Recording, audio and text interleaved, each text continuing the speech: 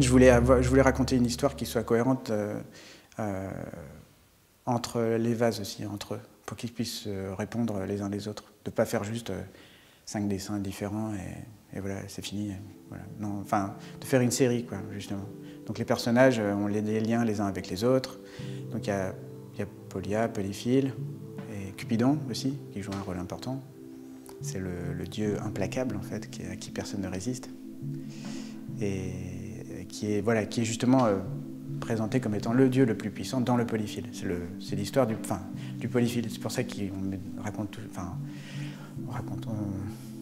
on met le symbole Nemo, la petite phrase Nemo au-dessus de lui, qui veut dire personne en latin, parce que personne ne résiste au pouvoir de Cupidon, au pouvoir de l'amour.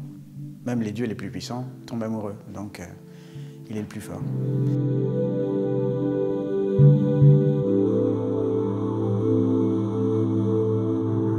Ça, c'est l'ajout justement de tout mon univers de jeux vidéo, de culture pop.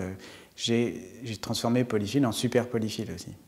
C'est ça qui n'existe pas dans le livre à la base. À la base, quand Polyphile rencontre un dragon, il s'enfuit en courant.